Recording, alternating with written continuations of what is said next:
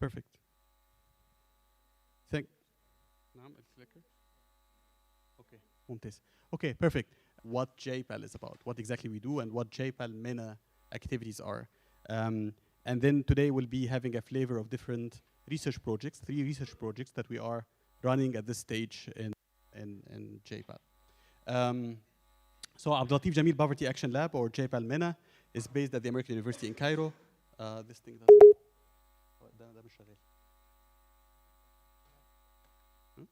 Oh, 1 second. Perfect. So, JPAL is mainly a global research center that focuses mainly on reducing poverty by ensuring that policy is informed by scientific evidence.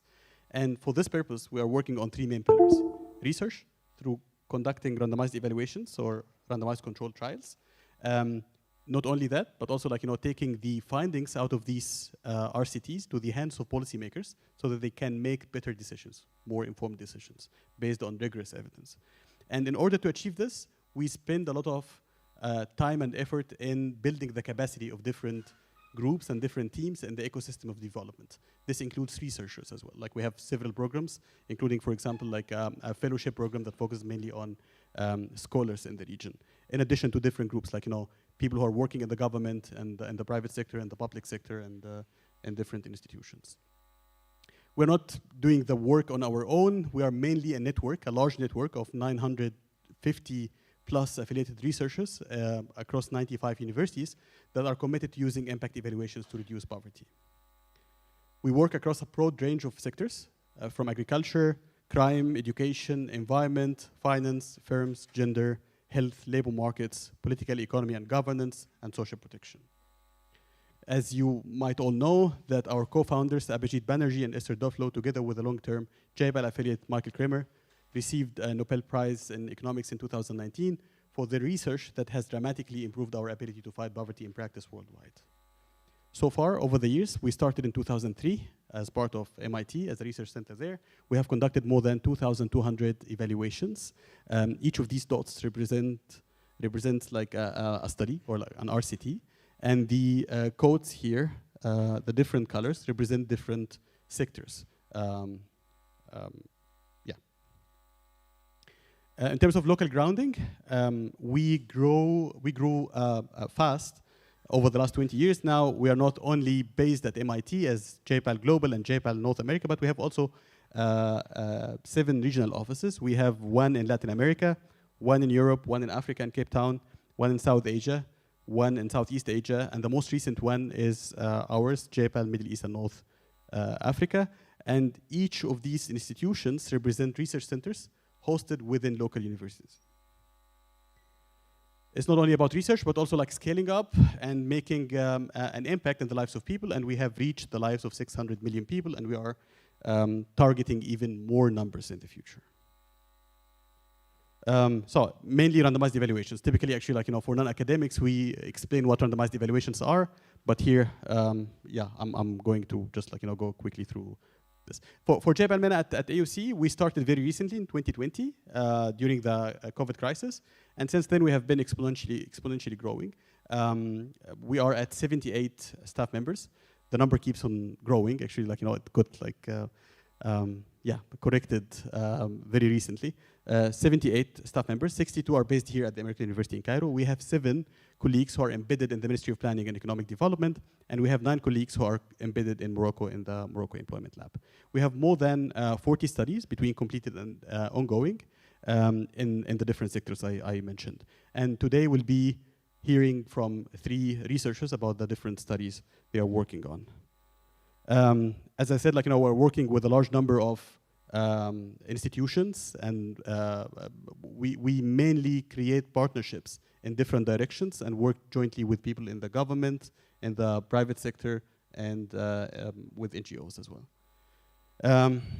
Less than 3% of the evidence that comes from JPAL comes from the MENA region, given that we have just started recently. And we take on our shoulders the task of getting more evidence from this region by investing in doing these studies. With this, I'll end up here, and I'll give the floor to Christine. Christine will be starting the presentation because she has a commitment at 3 p.m. So Christine, you have a total of 10 minutes. 10 minutes, and then just like to save some time for the questions as well. Maybe 15 minutes, Christine. Yeah. Could you please share your screen?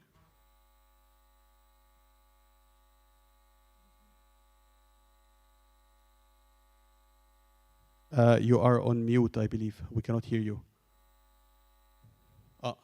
No, we are mute. Give us 1 second.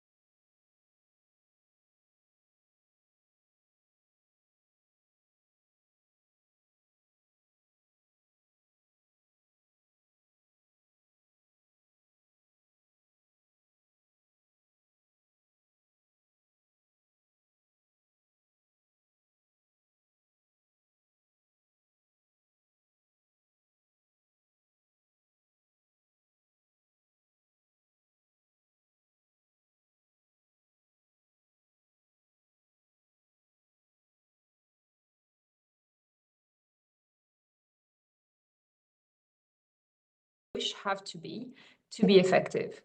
The main contribution of this paper is that we vary experimentally the size of the initial asset transfer. And in light of the low female labor force participation in Egypt, where this experiment is based, we also vary the gender requirement on the gender of the beneficiary to shed light on the extent to which female participation is constrained. So I will tell you more about what our intervention was exactly, but essentially, it's a version of this poverty graduation model where there is a large initial asset transfer to the beneficiaries, which is usually livestock, but doesn't have to be only livestock. And then there's a lot of accompanying measures as well.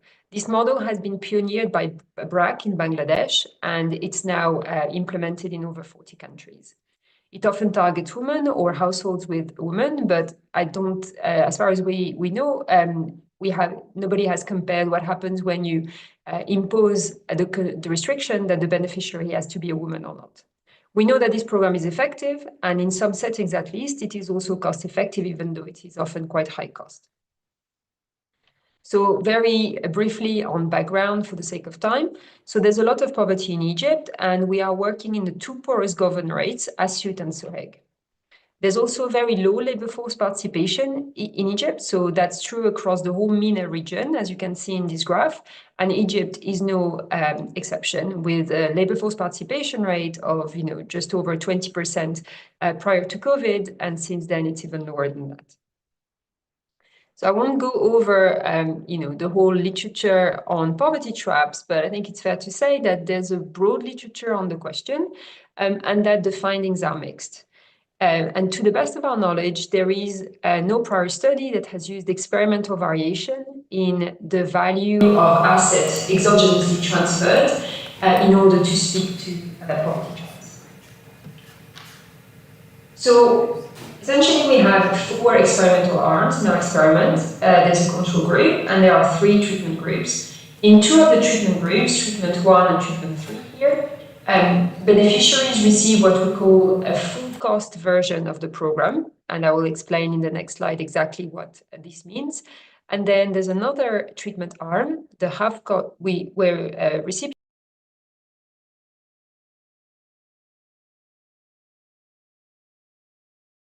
the half version of the full version of the intervention. The difference between treatment 1 and treatment 3 is that in the case of here treatment 3, we impose the condition that the beneficiary of the program in the household has to be female. So comparing on the left-hand side the full cost intervention with the half cost version on the right-hand side, you can see that we transfer the productive assets of half the value, so 11,000 Egyptian pounds at baseline in the full cost arms and 5,500 pounds approximately in the half cost arm. The consumption support was also half, as well as the frequency of the household visits and meetings, including the saving group meetings. So these interventions, other than the initial transfer, which was done at the start of the intervention, the household visits lasted for a year and a half. Then there was also, a range of additional measures. And in the restricted arm only, as I said, the recipient, of the transfer had to be female. So the unit of randomization is the so-called agglomeration level, where an agglomeration is a group of around 50 households. But within these 50 households, only the ones who met a means test at baseline were eligible for the program. So in brief, the timeline. So we have, we can think of about half our recipients receiving the program just prior to COVID, and the other half receiving right afterwards. We have done a 20-month follow-up as well as a 40-month follow-up, which is what I'm going to discuss today. And we're about to go back to the field for a 5-year follow-up. So even though people had the choice of livestock or a range of other assets, livestock were by far the most popular. And perhaps because of that, as many as 88% of households, even in the unrestricted arm, chose a woman as beneficiary. So why do we think it's related? Well, it's because livestock rearing in this area is very much a female activity. So now, what do we find? So in terms of livestock ownership, we find that both 20-month and 40-month after the initial transfer, beneficiary households still have much higher livestock ownership. And interestingly, the half-cost version of the program shows that do not show basically a higher depreciation, if you like, of the value of the assets that are owned. In other words, the half-cost effect is about as much as half the full cost effect. In fact, ever so slightly more than half. In terms of food security, all the interventions reduced food insecurity. And again, the effect of the half-cost program is about half that of the full cost version. And in terms of magnitude, so if you take the index, for instance, on the last columns, respectively at 20-month and 40-month follow-up, you can see that we find increases of between 7 and 16% of a standard deviation improvement in food security, depending on the arm.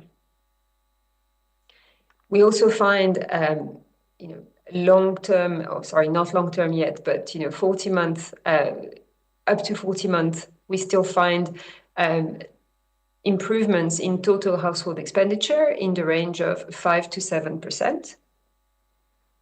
And looking at female employment, more specifically, so focusing here on women ages 15 to 64, we find large effects on female employment. So if you look at the standard deviation of definition of employment, which excludes subsistence agriculture, you see that from a baseline in the control group of 14% of women employed, we find increases of about 6 percentage points in the full cost versions and 3.5 percentage points in the half cost version. So very large relative increases in female labor force participation.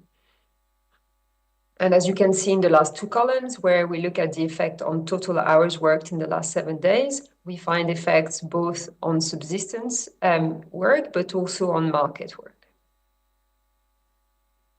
So what does this tell us about poverty traps? So essentially, we are going to search for poverty traps using the experimental variation in the size of the asset transfer. So for instance, if there is a poverty trap threshold between X plus 5,500 and X plus 11,000, then for a household with baseline household assets prior to any transfers equal to a value of X, then you would expect the asset growth to be negative for households who are randomly assigned to the half-cost arm, and to be positive for households who are randomly assigned to the full-cost arm. So let me illustrate this using a graph. So for instance, if you have a poverty trap zone of the type shown on the graph here that you can see, a household that had no assets at all at baseline, if they have say a 5K increase in their assets, then they will arrive in the poverty trap zone. And so they will be under the 45-degree line. So you would expect a decrease in the value of their assets over time. Whereas a household that started off also with 0 assets at baseline, if they were given a full transfer of 10K, then they would be moved out of the poverty trap, and you would expect to see a positive asset growth for these households. So, following the logic of this test, what we first do is that we split the sample in several tranches of baseline assets. So as you would expect, because we focus on very poor households, almost half the households almost half the eligible households in our sample have no assets at all at baseline. And then we split the remaining 50% or so in 5 about equally sized groups. And then what we do is that for each of these 6 groups, which are represented here in each column, we run a regression of the change in assets between baseline and the 40-month follow-up, on whether they were randomly assigned to the half-cost arm or to the full-cost arm. I mean, either of the full-cost arms. And so if there was a poverty trap, we would expect to see a decrease in, so a negative change for those in the half-cost arm and a positive change for those in the full-cost arm. But as you can see, there is no area of the distribution of baseline assets where we find such a pattern. If anything, we tend to find more positive, larger effects for those who are assigned to the half-cost arm. So what are our conclusions so far? So first, comparing the full cost versions of the program restricted to women to the version where we don't restrict based on gender. So we find that even in the unrestricted arm, 88% of designated recipients are already female. And so this is good news because it means that there seems to be very little need to add this restriction to effectively target women. We find large sustained increases in female labor force participation. And when comparing the half-cost and the full-cost arms, we find no evidence of a poverty trap in our context, but obviously more analysis is to come. And these are only preliminary results. So I think I have spoken for 15 minutes, so I will stop now to give some time for questions. Perfect. Thank you very much. Christine, thank you so much. I think we can open the floor for a couple of questions for Christine so that she could leave to her meeting, and then we continue the presentation. So if you guys have any questions. Yeah. Thank you. Hi, thank you for the presentation. it's in a way, I'm glad to see the positive impacts even in the long term, kind of in line with the literature on these programs. That's really cool. But I was wondering, what is your theory as to why you don't see this like evidence of a poverty trap? Is it that you kind of overshot, that you've moved everyone above the threshold? Or is it that there isn't actually a poverty trap? Yeah, so I was just curious how to interpret your results in light of a poverty trap model. Shall I respond now, or are we collecting more questions? Thanks, Christine. Maybe I should turn around and you can actually see me. Hi, Marine. So I was wondering about this effect on female labor force participation and thinking about the original work in Bangladesh, which was where a lot of work in house help work that was then replaced with, them rearing their cows and so on.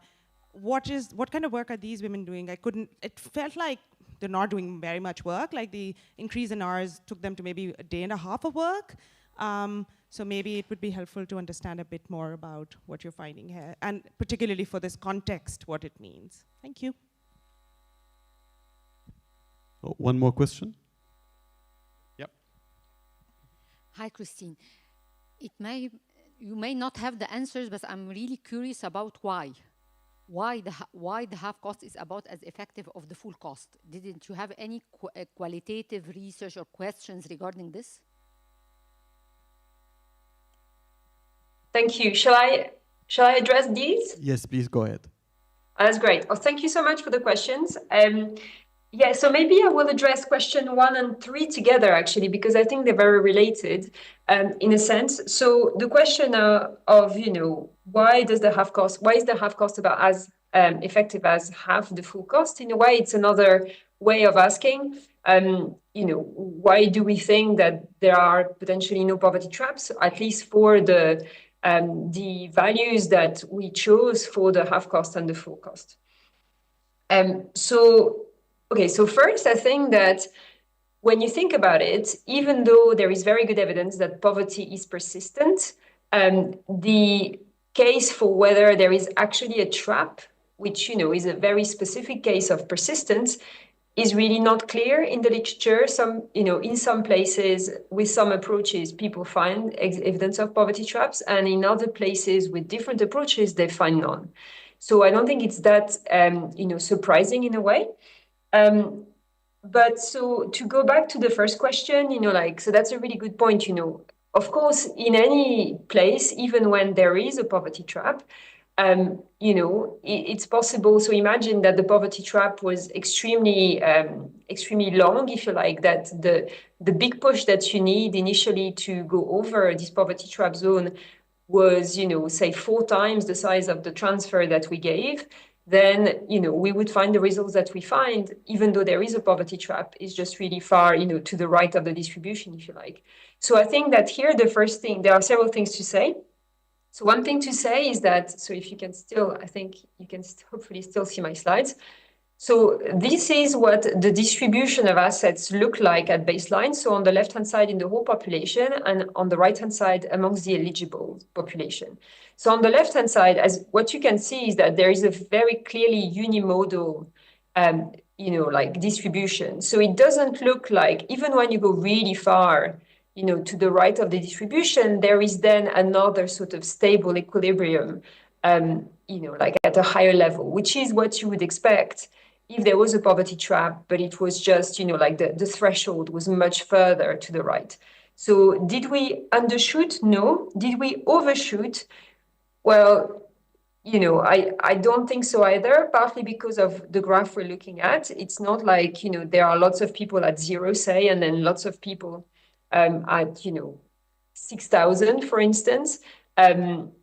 You just have a lot less people, as you go down, as you increase the value, you just have lots, much lower frequencies observed at those values. So I would say that at this stage, it really looks like there is just no evidence of a poverty trap in our context. But again, more work to be done. And then turning to Marine's question about the female labor force. So I think that's a very good question, and I should definitely have a further look both at the literature and at the data we have. So I think that, so we collected time use data, which I think would be the best way to, really try and answer your question. So yeah, I've made a note now that we should definitely look at this. So in terms of what are they doing at baseline, so very few of them are doing market work, but in the control group, about 60% of women are engaged in subsistence agriculture. I mean, including livestock rearing. So I think, so I would have to look, in more detail, but that's a very good question. Thank you.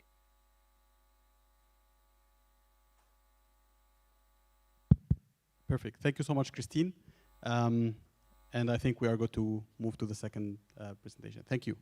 Thank you so much. I should say, if the session is recorded or could be recorded, that would be amazing, because I'm really sorry to miss the other presentations, and I would love to hear the recordings if there was any. Sure, it is. Thank you. Okay, great. Thank you very much. Thank you. Bye. Bye-bye.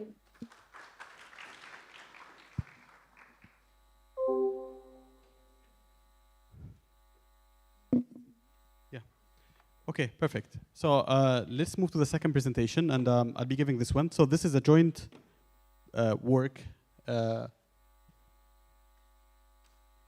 This is joint work with, sorry, I did something wrong. Yeah, perfect. This is joint work with Dina Abdel Fattah from the AUC, Prono Cripon, and Jules Gazou. And the title of the paper or the project is Employment and Irregular Migration, Evidence from two randomized controlled trials in Egypt. So this project is mainly about addressing the root causes of irregular migration in the country, which is, like, irregular migration has become kind of like a key policy issue on the agenda of development for decades now. Against this backdrop, the EU launched the Emergency Trust Fund for Africa, EUTF, with a budget of 5 billion euros to deter irregular migration flows from 26 origin countries. One flagship program is running here in Egypt to increase the employment of young adults in the country in areas with the highest outflows of irregular migrants. So what we do in this project is we evaluate the effect of two main components of this project. One of them is focusing mainly on cash for work by creating jobs, like short-term employment opportunities for people in their communities by like rapid creation of temporary jobs for income. And the second one is focusing mainly on improving their skills by providing them with training and employment support so that they can find employment or set up their own projects. The effect on migration depends on how the interventions would affect the opportunity cost and migration constraints then. Just to motivate irregular migration flows to Europe, as you see, the numbers are gigantic. Italy is the most receiving country with 144,000, more than 144,000 people arriving by sea in 2023, and other countries also in the region are receiving a lot of those. Egypt, by far, is the largest number, is the country that sends the largest number of irregular migrants to Europe with a share of more than 11%. So for this intervention, we are focusing on Egyptian government rates that has the highest outflows of migrants. And we are running this jointly with the government, with the micro, small, and medium enterprise development agency, which is like an Egyptian government institution. For the cash of work type of intervention, we are working jointly with 90 NGOs and community development associations to provide temporary employment in the community services. We are targeting unemployed people between 18 to 35. At least 60 of them are women. And participants work for a duration of 15 to 18 months in projects providing community service, like health, environment, adult literacy, and nurseries. For the training side, we facilitate access to wage and self-employment with support from 34 NGOs. Again, also targeting pretty much the same target group, people who are between 18 and 35. They are receiving training for a maximum of 3 months, mainly focusing on maintenance, sewing, and hairdressing, and different services like financial services and job search aid. So the theory of change is pretty much speaks to the opportunity cost. Those people either like by creating these alternative job opportunities for them, they can forget about illegal migration and focus on finding employment in their home country. Or they could be using this as a tool to accumulate savings so that they could migrate, right? Like, this could be like, also, there's another indirect impact, which I'm not going to present today, but we are studying it and investigating it in this study, which is like the indirect impact of relatives and the networks. So we collect a lot of data on the household decision maker, also friends and other people in the community. For this presentation, and for the sake of time, I'm going to focus on the preliminary evidence on the effects of the intervention. I'm also going to mention a couple of words about the measurement of sensitive outcomes. As you could imagine, illegal migration is a sensitive outcome. And just like, by asking people directly this question, are you planning to migrate irregularly, they will not be very open about this. So we try to find ways around this issue. I'm not going to spend a lot of time on the literature for the sake of time. So the preliminary evidence suggests the following. The intervention was effective to increase the opportunity cost of migration. And there's no effect on actual illegal migration to Europe because mainly it's a rare outcome. And the interventions didn't target the individuals with the highest propensity to migrate. But there were negative effects on intermediary outcomes like intentions and plans. The ballot box, which is like a technique I'm going to explain in a second, is an approach that tries to deal with the problem of the sensitivity of the question. Looks quite promising to measure sensitive outcomes. So for the RCT, like, I don't have to show you, like, the graph. It's very straightforward and direct. Like, you have individuals applying for the interventions. It's kind of like, oversubscription design. And then people get randomized into two groups, treatment group and control group. For the first treatment, it's mainly cash for work. And the second one is training. So for the first one, we have like a sample of about 7,000 people. And for the second one, a sample close to 5,000 people. These are the descriptive statistics and balance checks, quite balanced with, like, some stars there. So and for the data collection, we use applicant surveys. So we started with a baseline survey in the beginning. This is conducted by the different NGOs where people applied for the opportunity. And then midline survey for the cash for work applicants shortly before the end of the period of the employment. Remember, this was cash for work kind of thing. And then we have an endline survey right after the end of the intervention. And then we have a long-term endline survey 1.5 years after the end of the intervention. The network survey mainly focuses on decision maker survey and friends. This is where we are. So the results I'm going to show you will mainly be the endline or the midline, endline, right? So yeah, we are done with the baseline, midline, and the first endline. The long-term endline is still running right now, and also the network surveys are still running, so I'm not going to show those. So these are the first stage results, and this is the impact on labor force participation to begin with. So for the Cash for Work program, as you can see in the midline, there has been kind of a positive impact when it comes to wage employment, casual work, and total working hours, total earnings, etc.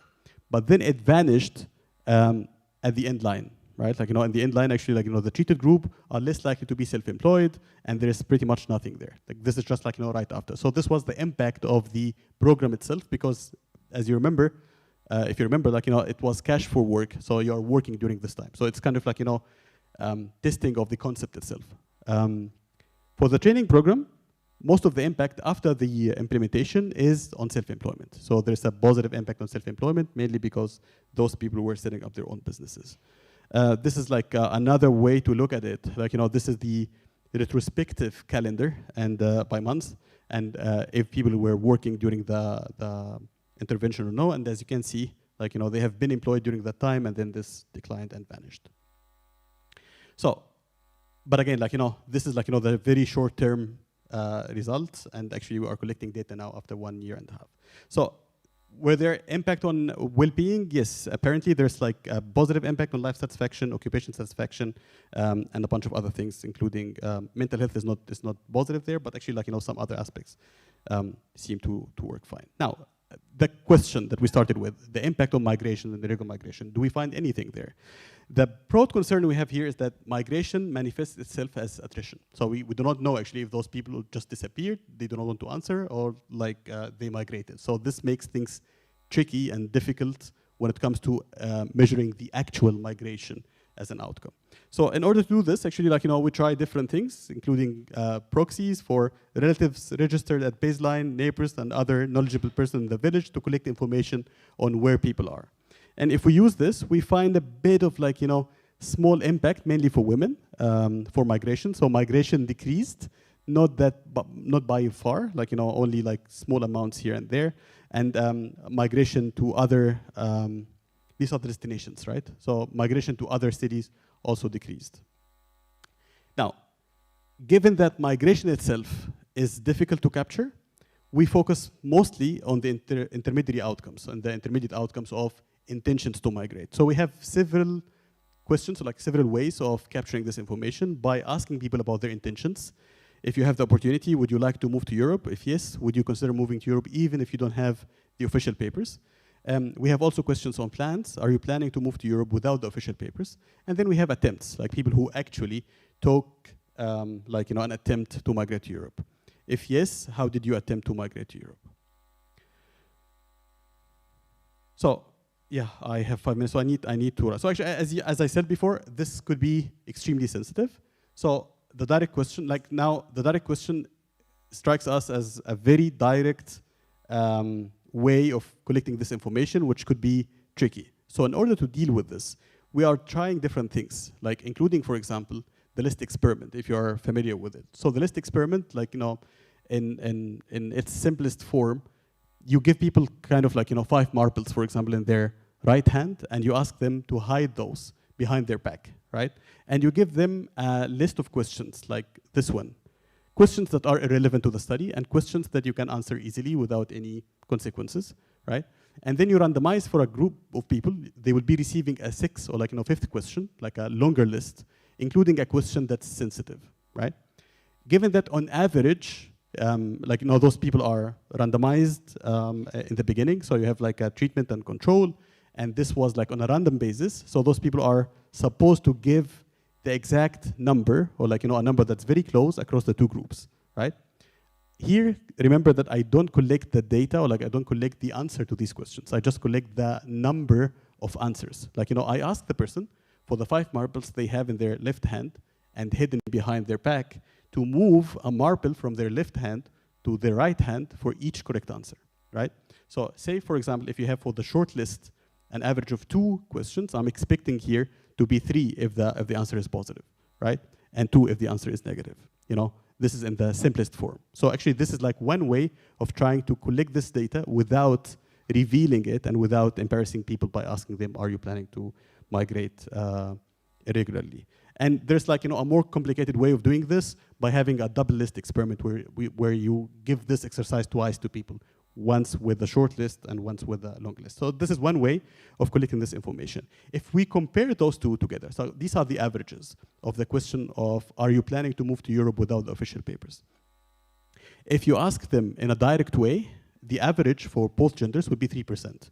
Most of them are men, 9% would say, yes, I would do, and for women, 1.2.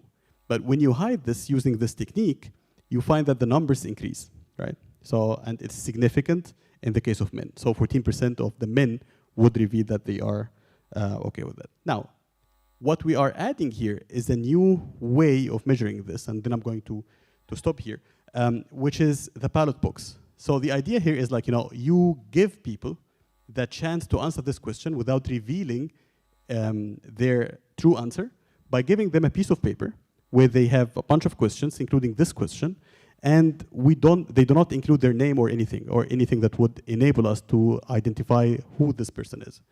And we ask them in a transparent plastic bag to cast their vote, kind of, right? Like, put it there. And the variation comes from the treatment and control in different colors. So we have different colors for the treatment group and control group. They are not aware of this. All what they see is kind of like a plastic bag that contains some papers, and they just like, put their paper there. So this is actually like, one way of collecting this information without revealing this. And when we use this technique, as you see here, The numbers are still higher than the direct questions. So 5% from the two genders would say, like, you know, I'm planning to migrate irregularly, and about 13% from men of men would say so, and 2% of women. So the differences are significant compared to the direct questions, and they are not that much significant from the list experiment, right? So it's just like, you know, one way, and we believe actually that this is like, you know, a new addition to the literature in this direction. We do a lot of, like, you know, robustness checks in different areas, including, like, you know, compliance with the protocols of doing this exercise, the order effect of, like, you know, including the question of irregular migration in the beginning or towards the end. And we look also at the effect of irregular migration to Europe using the ballot box. And as you see here, using the ballot box, the impact is strong. So actually, like, you know, with the treatment, mainly for men, people are less likely to be willing to migrate to Europe using the ballot box. Yeah, we have a lot on channels and stuff, including the opportunity cost, financial constraints, experimental demand effect. So play a lot actually with the channels and stuff. Unfortunately, we don't have the time to go through this. And again, like, you know, these results should be taken with a grain of salt, given that we are still running this exercise. The long-term follow-up is in the field now, and hopefully the results will be favorable. So yeah, in terms of the next steps, we'll be looking at the effect on relatives and the long term, as I just mentioned. Thank you so much, and yeah, if you have any questions.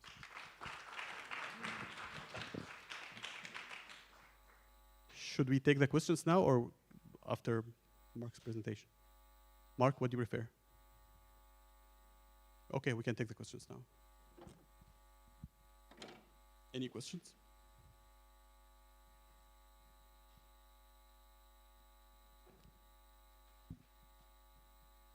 Thank you very much. Fascinating work.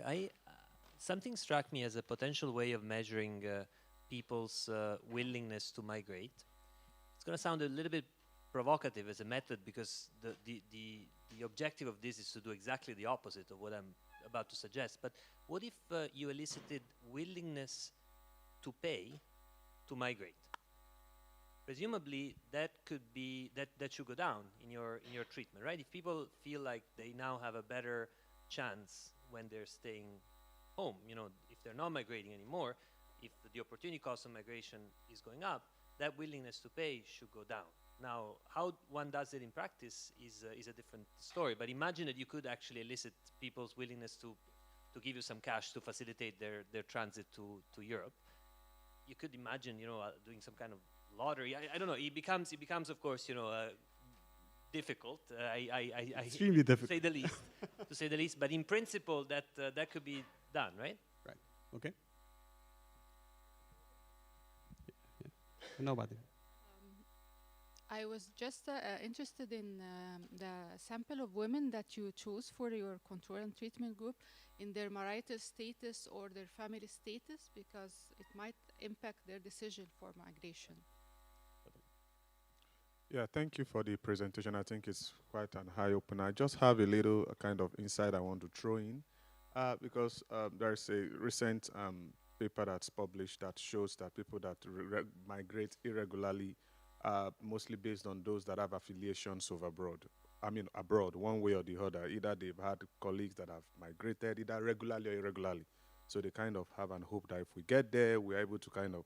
So I don't know how you accounted for that in your model, because that's quite a very significant motivation for, apart from poverty or something, you know, having someone. So how do you account for that? And also, secondly, looking at the ballot box approach in behavioral economics, we have this what we call cognitive precision, where, you know, the way you frame your question determines the way I think about the question. And I can change, not because, so my precision is based on how I view the question, not based on what I objectively would have done.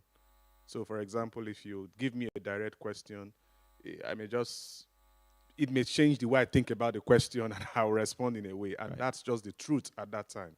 But if you reframe the question, and you give it to me again, it changes the way I think about the question. Oh, okay, now I understand. Then I answer in another light, and that's the truth. So you see, different truths under different circumstances. So I mean, it's a very nice approach, and I'm just trying to say, you need to, road test it so that it's something that can be really used to navigate these nuances in the field. Perfect. Thank you so much. So can I answer? Oh, no, please, go ahead. Sure. Yeah, really interesting. So I had a question about targeting. One takeaway from this is that, well, you have to target much more precisely, but I noticed that you had many more women in your sample, right? Even though women are much less likely to say that they have an interest in irregularly migrating. So is that evidence of targeting being just not feasible? Like, is the mix you had in terms of your gender in recruitment basically a function of this program getting rolled out, and that's just kind of what you end up with, right? And that means that if you run these kinds of programs, that's what you're going to end up with, and targeting is not really feasible? Or would you say, well, that's just kind of study specific, and we could actually do better in terms of targeting? Perfect. Thank you so much. All these questions are very interesting and very useful. And let me try to remember them and answer them one by one. So on the question about willingness to pay, academically, this will be extremely interesting. In practice, it's extremely difficult. Like, you cannot just incentivize people to migrate irregularly. So it's a little bit tricky in this regard. However, that being said, we try as much as we can to collect as many information as we can about people's understanding of irregular migration and expectations if they migrate, and their expectations if they stay, and this kind of stuff. And also, I believe, and correct me if I'm wrong, Maria is here, she's our champion leading us on this exercise.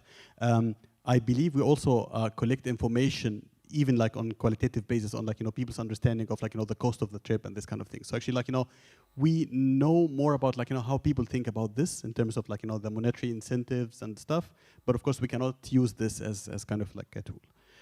On the question on women by Iman and and your questions, pretty much kind of related to each other as questions.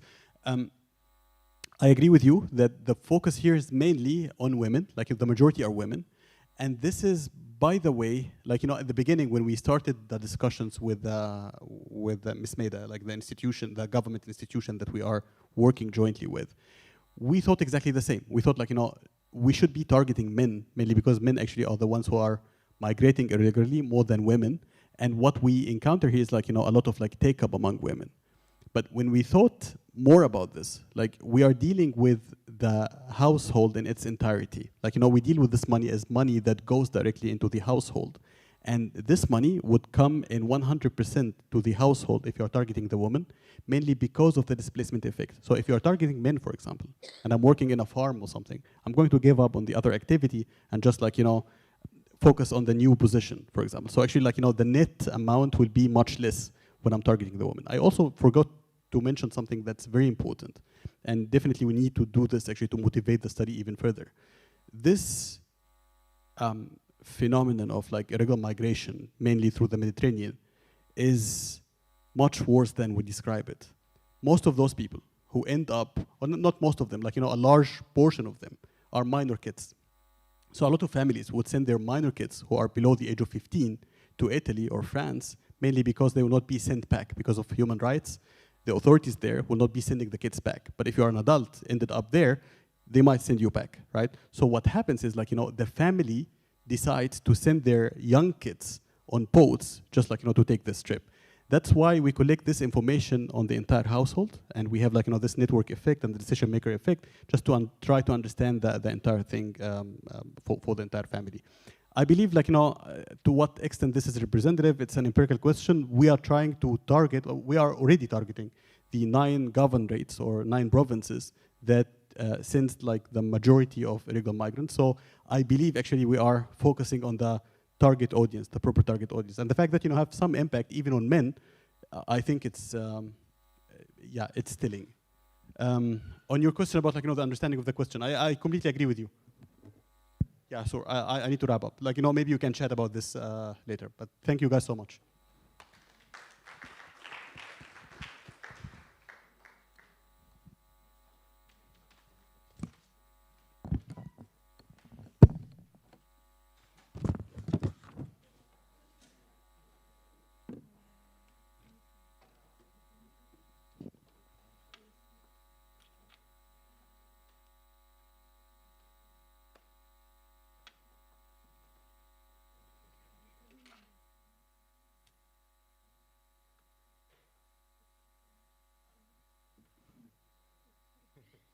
right. Can you hear me? Yep. Hi. Thanks everybody for sticking around to the third and last presentation in the session. Yeah, I'm very glad I could make it to Cairo after a bit of a travel experience. Before I start, I should say that I'm really grateful to Jaipur MENA, the Sawirs Foundation, and the Giving Without Limits Association, who have sort of, in their different capacities, financially and logistically, supported this project, and it would not have happened without them. So thanks a lot. As you can see, this is work with Ahmed, who is omnipresent during this conference, and Selim. But also it benefited a lot from the help from Naira and Mireille here in this room, so thanks a lot for this, for your constant support.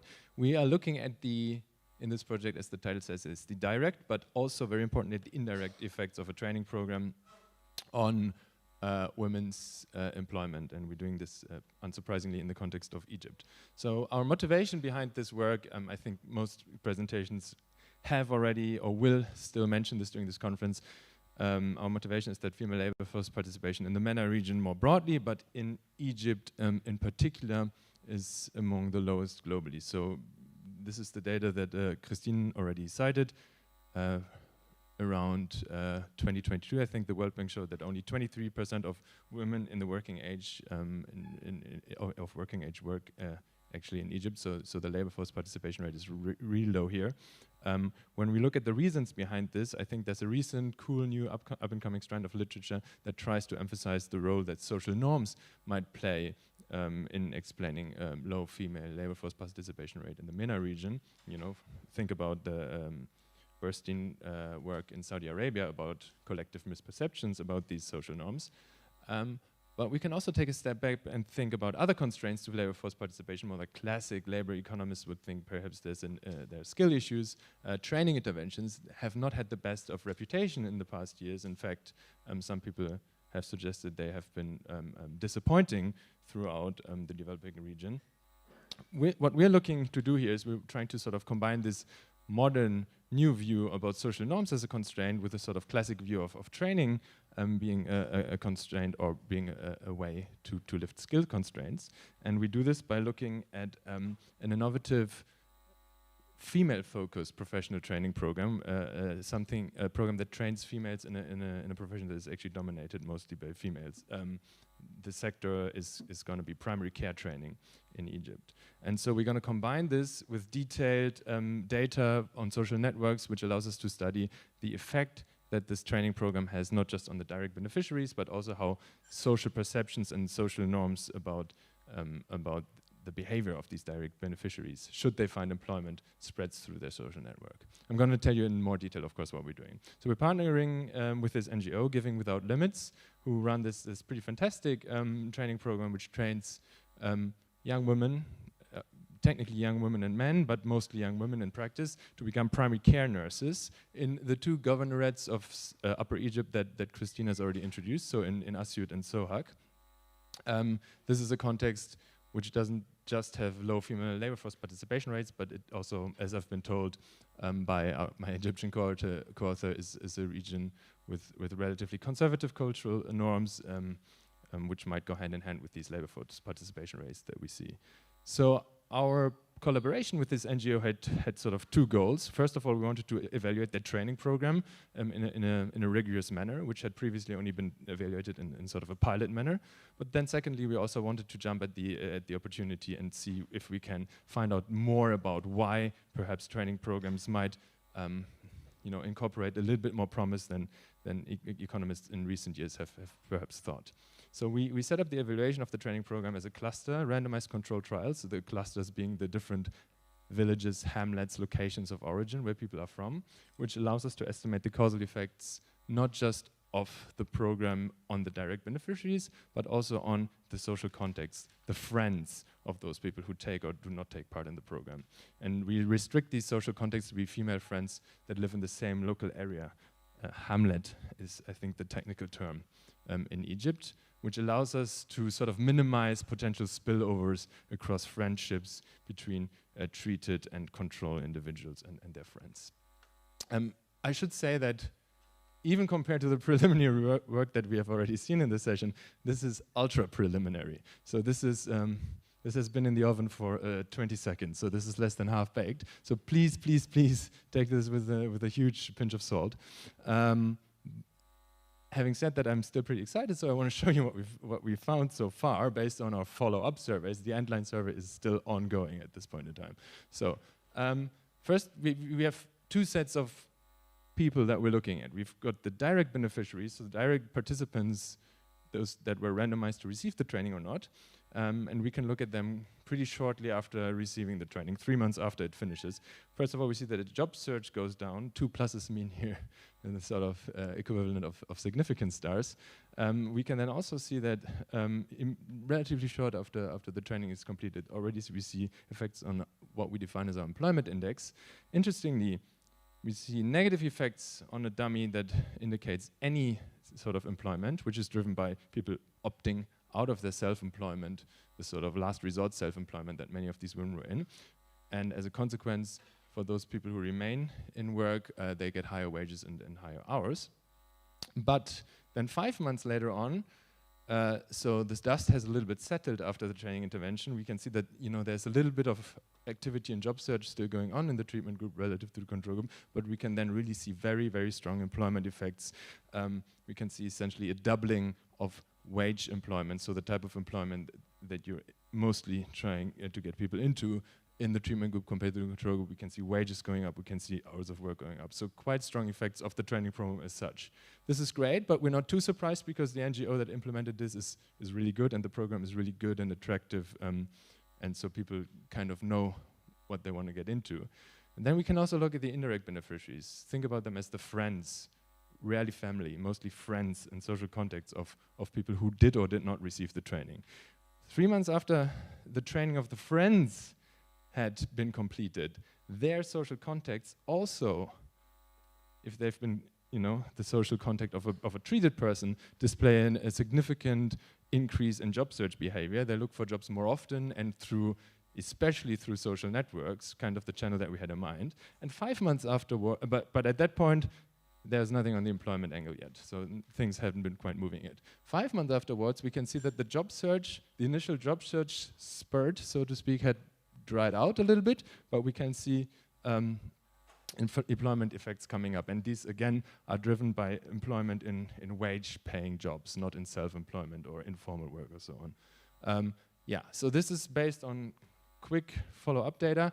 The endline data 1 year afterwards, I think, are almost done, but not quite, so the last few surveys are still in the field, and the endline survey, as opposed to these short-run follow-up surveys, are also quite detailed, where we can shed a lot of light on mechanisms, be it role model effects, be it aspirational changes, be it simple information exchange, and so on. Yeah, I think in the interest of time, we just talked to 3 literatures here. The one that looks at the effects of training programs on female employment and women's empowerment. We have kind of conflicting results here. The Groh et al. Papers from Jordan are really not very optimistic, whereas the Bandiera et al. Paper, not for MENA, but for Uganda, shows quite strong effects. We're kind of saying we're doing a multifaceted interventions, but in the MENA region, so perhaps we can get the best of both worlds here. We, of course, speak to the role that social networks have in the labor market, a very, very active area of research. And then lastly, we also speak to the type of literature that looks at role models. And in the endline survey, we'll have a lot of questions looking at whether role model effects, your friend from the rural village suddenly becoming a primary care nurse, whether that sort of shapes your view about what you can achieve in your life. All right, so here's what we're doing. We are in these 2 governorates in Upper Egypt, so up the Nile. These tend to score very low on the Human Development Index among Egypt's governorates. It's a very rural region, and as I've said, with very low female labor force participation and very low female education levels as well. This is where we're operating. This is where the NGO operates and implements their program, which targets mostly young women. A few men were also participating between the ages of 18 to 29. The program is short but intensive, I'd say, and has a multi-faceted approach. So it has technical skills training, soft skills training, and then also on-the-job training. So the training only lasts roughly 1.5 months, but these are 40 intense days. So you spend 20 days really learning a medical curriculum and practical implications of it in a university setting. then you spend 10 days interning, if you will, in a hospital or in a clinic, and you spend another 10 days life skills training at the NGO, which is mostly about, employability training, such as how to present yourself, how to write a CV, etc. Here's a picture taken from the university setting. When I say medical curriculum training, it's really not so much textbook, but it's quite a hands-on training. How to draw blood, etc. And the stated goals of this program were, as by the NGO, they're supposed to prepare the trainees either for wage employment in private households, or to work as self-employed primary care specialists in rural areas. Those are the stated goals. We're not saying that this is what the program only achieves, but this is what the main idea behind the program was. There's insufficient data for an image. Well, you cannot see the logo of the NGO, which seems to have been very intricate. It worked on my laptop. I can show you later on if you like. But so we worked with the NGO Giving Without Limits, and we sampled the participants of our study as part of the NGO's usual call for applications, using their usual channels of communications, how they would spread the program. So we're using not a representative sample of the population, but we're having a sample of people who are generally interested in the program because they applied to it. As part of the application, candidates filled out a short baseline, a questionnaire which served as our baseline, and as part of this also, initial registration, they had to mention up to 5 close friends which lived in their local area with them. Once the application window closed, we then took all the applications. We generated a list of all the locations or hamlets where people were from, and then we ran our randomization into treatment and control, not based on the individual applicants, but rather based on the locations where they're from. So meaning that we had a sort of a cluster RCT where a cluster was the location and not the individual applicants. So this is, a simple diagram where I'm trying to just show what I've just said to you. At the beginning, we had roughly 1,600 applicants to the training from 208 locations. We then allocated these 208 locations half and half to a treatment and control group. We stratified the randomization by how many people were from the given location. We almost succeeded, but not quite, in perfect balance between the two groups. So we've got a few more people, but not locations in the treatment group. And then for all of these people, we also survey the sample of social contacts, which is roughly 1,850 for the treated people and the same number for the control people. Right, so this is our simple treatment diagram. We haven't managed to produce a nice map of these locations in time, but we will do this for the next iteration. So in terms of the timeline of the events, here's everything relative to the end of the training. So 3 months before the training, people apply, do the baseline survey. 2 or 1.5 months before the end of the training, they started. They go through the training as I've described, and then we've got these 2 follow-ups, 1 and 2, which is where we currently have data on. And then at month 10, after the training, or 1 full year after beginning the training, we'll have a very sort of long and hopefully exhaustive endline survey, which we can tap into soon. This timeline is staggered across locations. We didn't do it in the 2 governorates all at once. We had instead sort of 9 separate phases where we went from north to south through the governorates and had this whole project span roughly 1.5 years with, as I've said, the last bits of surveying phasing out now. Yeah, this is what I've just said. We have loads of applicant data. We also have hopefully process data, so we'll see who among the applicants completed the project, who did how well. Later on, we can dig into this data as well.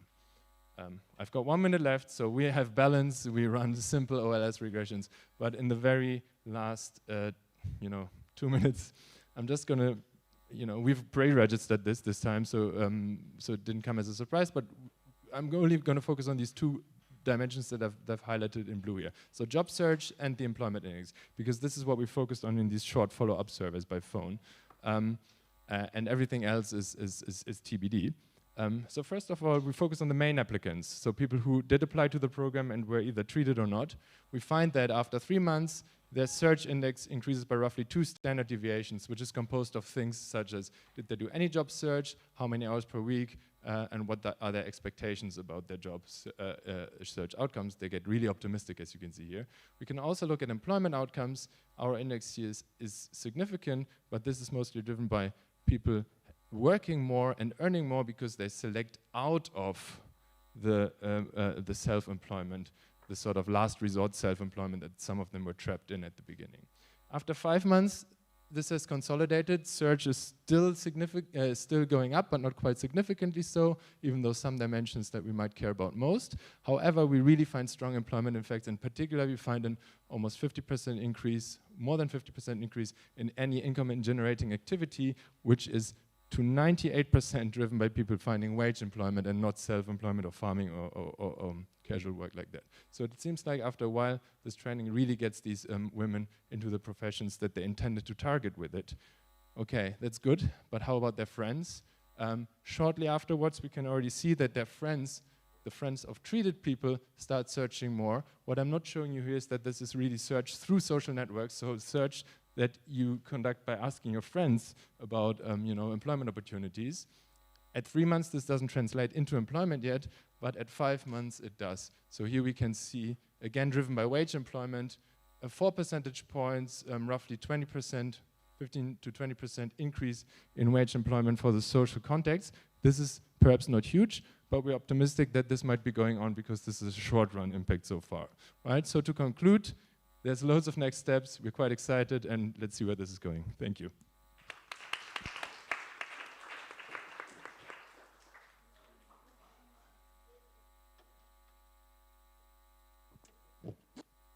Does anybody have questions?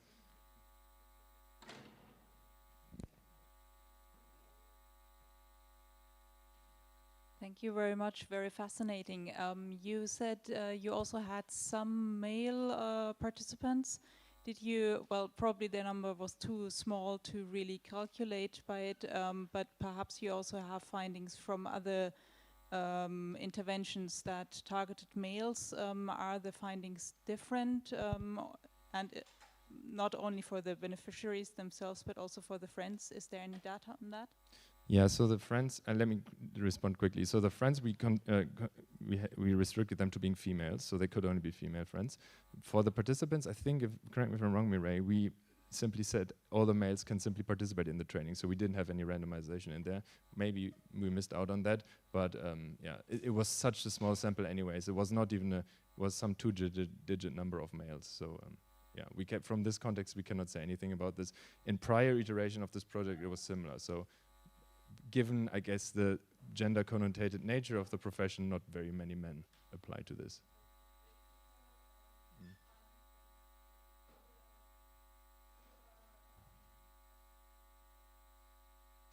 Off the top of my, I don't feel confident giving you a good answer, but I definitely, it's something we can look into, yeah. Thank you.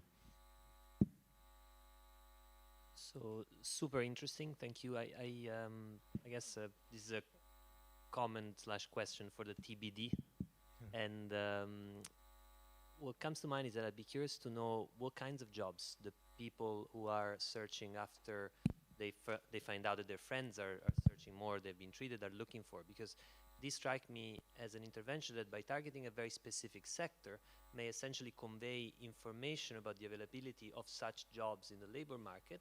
And this could be a perfectly reasonable channel vis-a-vis other channels that maybe about just motivation. My friends now have a job, I want a job too, and so on and so forth. I'm sure these are all on your mind, but I wanted to hear if you're thinking about this. Yeah, I'm very glad that you bring this up, because these are exemplarily 2 dimensions along which we had thought, right? Is this simply an information thing where people previously don't know much about the healthcare sector and now they find out a lot about this? Or is this something more about aspirational channel?